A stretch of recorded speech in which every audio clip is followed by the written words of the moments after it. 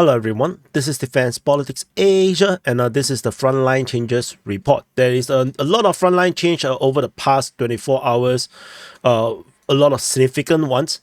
So we're gonna, there's one's going to be at Kaislivka, at Novoselivka, at Novokalinovo and Karamik region, and there's major change over at Robotyne, a lot of frontline change over at Krasnohorivka as well as at Ocheretyne. Let me move some of these around. And there's also some updates regarding that island that Ukraine claimed to have captured, which is, I think, is useless. So we start off with Kaislivka. Over at Kaislivka, the Russian forces continue to expand their control over at this settlement around here. They have continued to expand their control, capturing even more grounds, expanding way beyond 50% of the capture. Probably now around 60% of the settlement is now captured.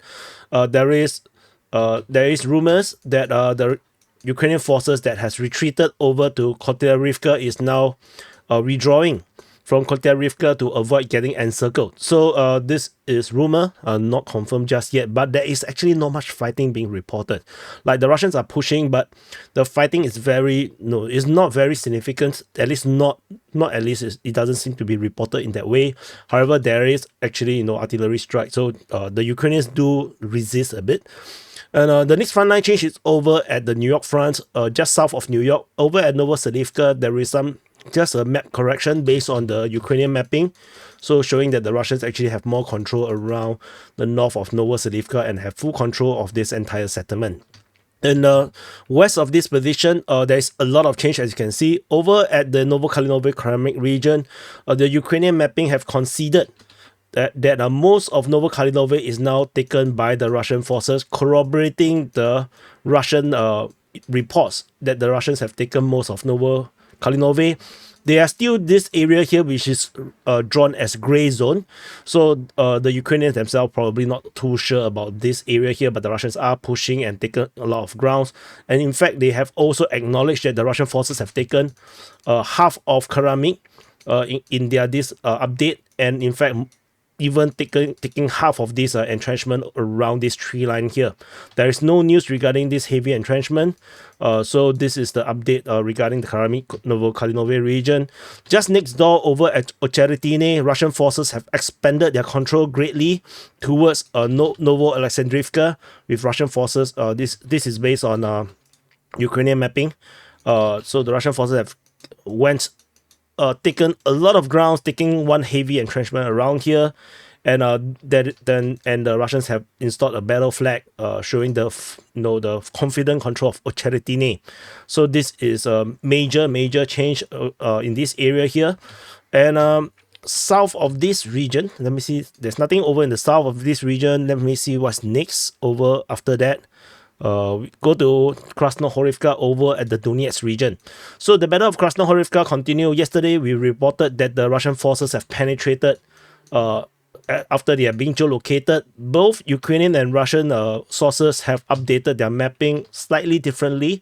The Russians actually claim some of these roads on top as well, while the Ukrainian mapping shows something like this. So the Russian forces is now pushing in the east, because the Ukrainians are now so busy fighting in the center of Krasnohorivka. I actually alluded about this possibility before, although I think that is a bit difficult because this is so heavily entrenched, but nevertheless, the Russians did try. Over in the center of Krasnohorivka, where the main battle is, the Russian forces have expanded their control over in this area here, with expansion of control in the center, as well as over on this eastern side of this Krasnohorivka, as they are trying to capture this entire eastern neighborhood of Krasnohorivka. They are now pushing in this direction, and the Russian forces also have expanded their control over on this southwestern part of the neighborhood of Krasnohorivka.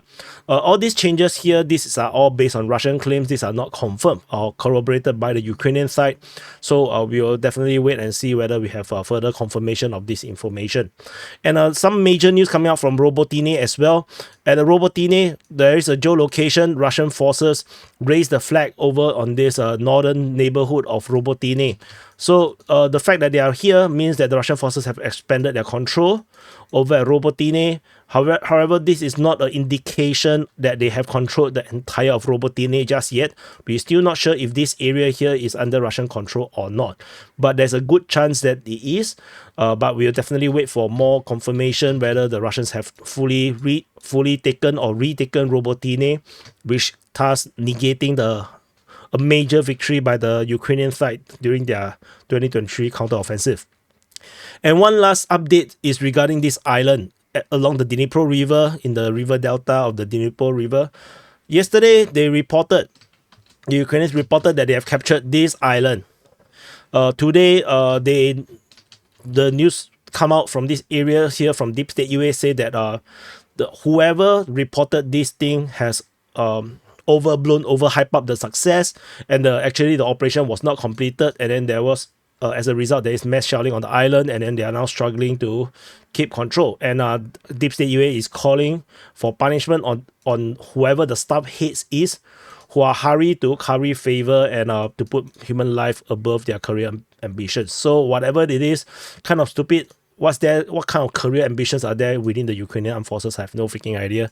But anyway, this is the Frontline Changes report for the past 24 hours. Press the like button, subscribe. I'll see you guys in the next update.